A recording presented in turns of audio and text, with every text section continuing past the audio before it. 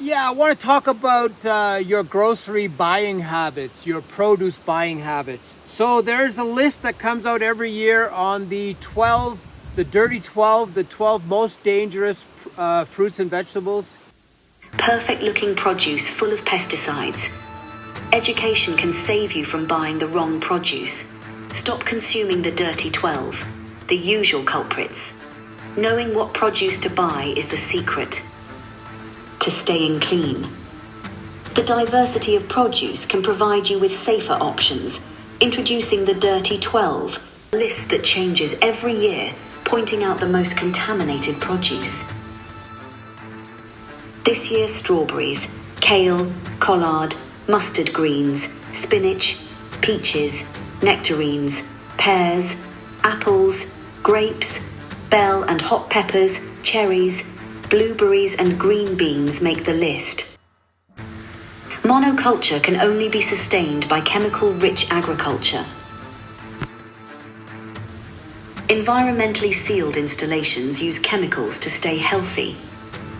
90% of these environmentally controlled crops are sellable compared to 40% when field grown.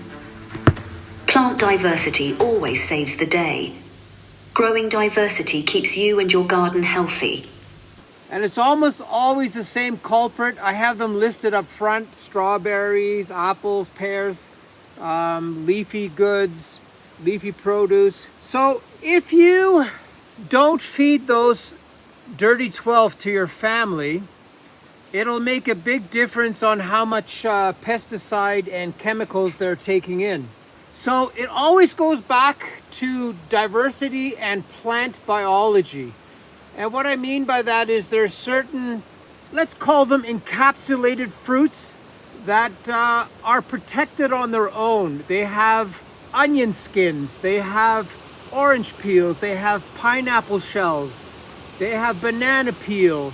These fruits and vegetables have a protective mechanism that is genetically built into their makeup. So they already are less prone to disease. They are less prone to, let's say, drought. They are less prone to being attacked by viruses and pests. And what that means is if you're, let's say you're growing massive fields of bananas, you have to pay less attention to them. They still spray bananas like crazy, but what happens is that protective shell makes it a lot easier for growers to get away with possibly less chemicals. I always worry about this idea of adding preservatives to fruits and vegetables.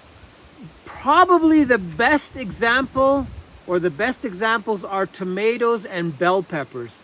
I do not know what they do to those bell peppers, but you can't even compost them. They're that full of longevity.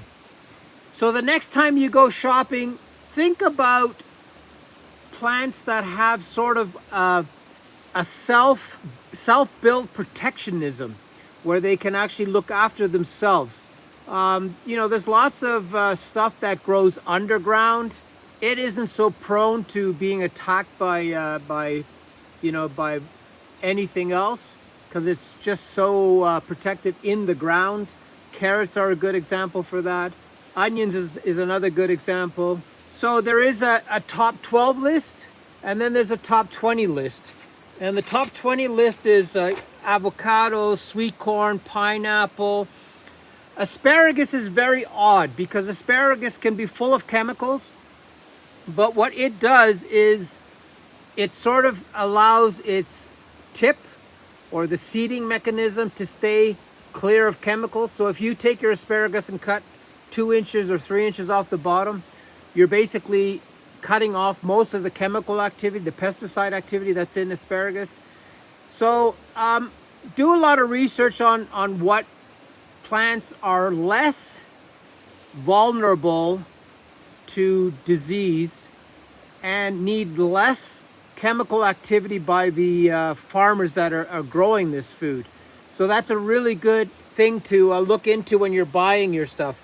Mushrooms are very interesting. They are very self-protective as well. They don't need as many, as much chemical supervision.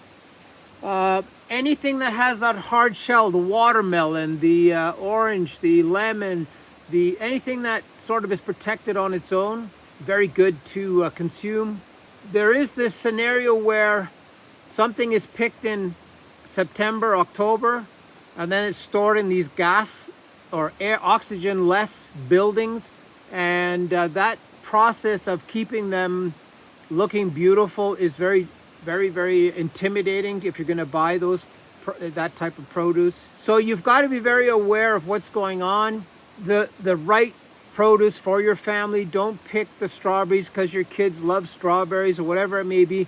Detach yourself from the real desires that your family has. Look more at it, what is good and what has less chemicals, because of the genetic makeup of these plants. The cabbages and cauliflower, they have a very particular attribute as well. They constantly relieve this gas, and it sort of puts like a cloaking mechanism around the cauliflower and the broccoli and those types of plants, because they release these gases that are very unattractive to pests and viruses. So if you do your plant biology, there's lots of little tips and tricks what you can buy, and the chances of it being more organic and less full of pesticides is again based on the diversity of the plants and vegetables that are offered to us.